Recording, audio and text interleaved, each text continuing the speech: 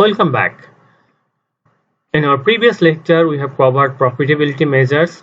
So we have learned how to analyze profitability of the business. During this lecture, we are covering leverage measures. During this lecture, we will learn how to analyze financial risks of the business. So leverage is one of the measurement to analyze financial risks of the business, and leverage is also used to analyze how firms' assets are financed by liabilities. From our previous lecture, we have learned that the profitability measures mostly focus on the return to investors, whereas many firms rely on debt financing as well to run their operation. Debt owners or providers of the debt do not participate in profit sharing of the business. So, unlike equity, debt needs to be repaid by the firm regardless of firm's financial situation. Debt financing, on the one hand, provides a significant tax advantage because interest on debt are tax deductible. In the meantime, debt also increases financial risks of the owners or business. So, if a business has more debt, it indicates that the business has higher financial risks or higher distress risks, and debt financing could be also a reason for conflict of interest between the firm's investors, because equity investors normally want the firm to invest in risky projects, because if risky projects generate a return, then all the returns will go to the equity investors. On the other hand, debt investors want the firm to avoid risky projects because they want to ensure that firm provide them the guaranteed interest payment and principal amount when the debt matures. So this is how debt might create conflict between equity investors and debt investors. One of the most common leverage measure is debt to equity ratio. This ratio measures how much debt the firm has relative to equity. The formula is debt to equity ratio is equal to total debt divided by total equity. Debt ratio can be computed using either book value or market value equity. Book value means value of the debt and equity based on the firm balance sheet. So let's look at the debt to equity ratio of ABC Incorporation in 2019 based on book value. BV means book value.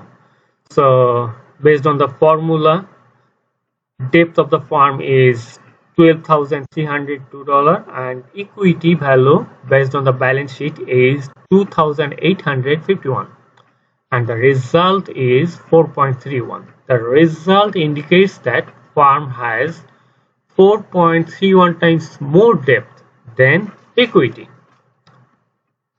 Now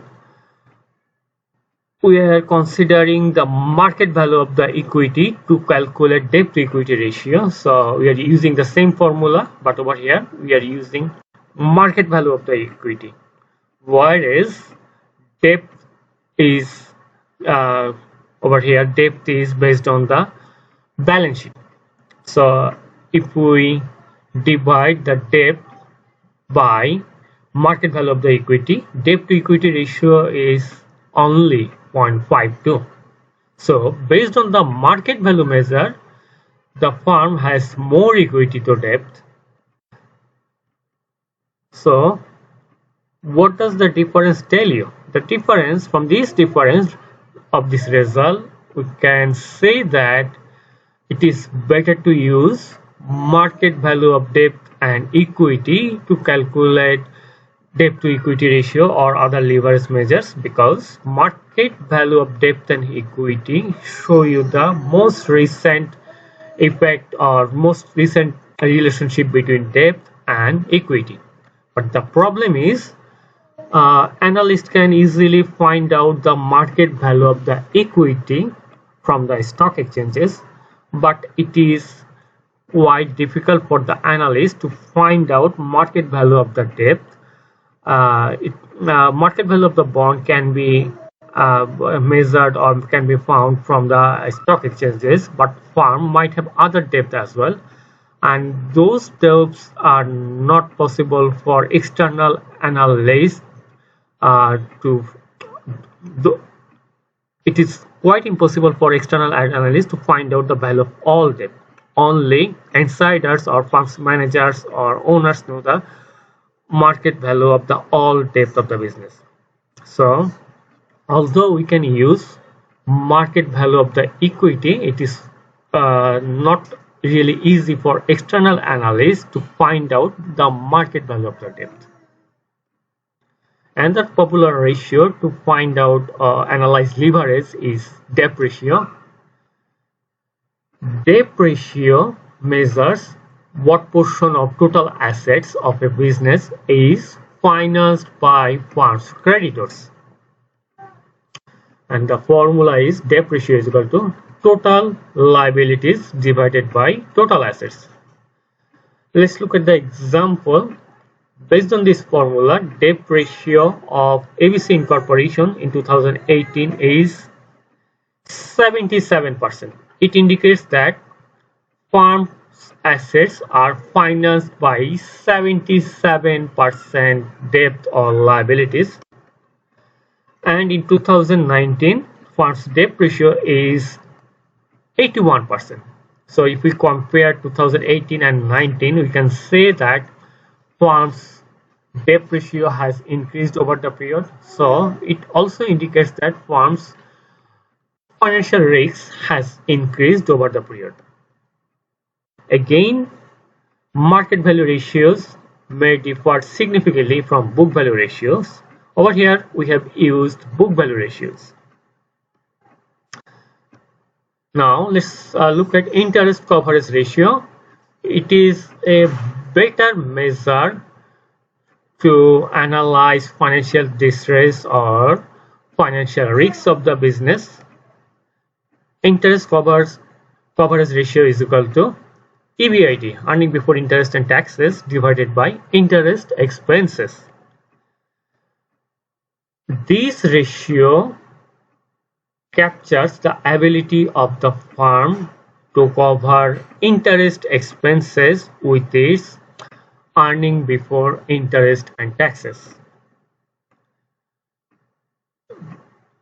Interest coverage ratio of ABC Corporation in 2019 is 4.95%. 4.95.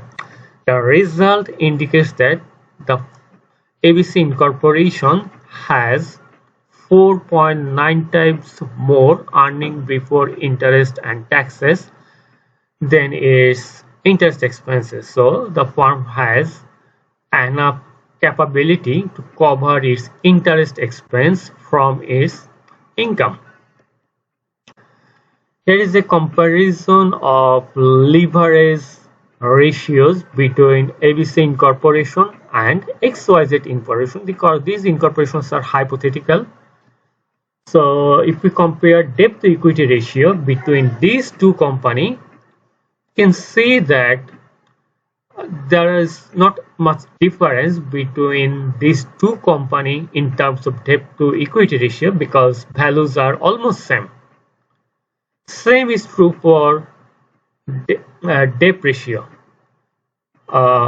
Debt ratio is also very similar for both firms. Results are very similar. There's not much difference.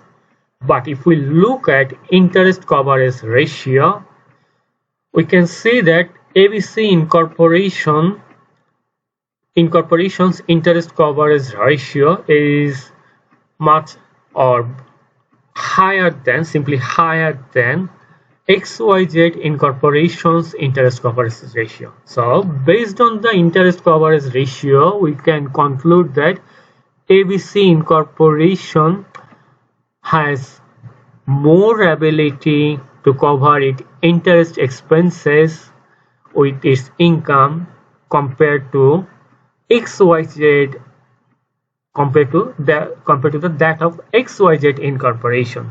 Or in a simple word, ABC Incorporation has lower financial risks than XYZ Incorporation's financial risks. That's all about this lecture. In our next lecture, we will cover efficiency measures.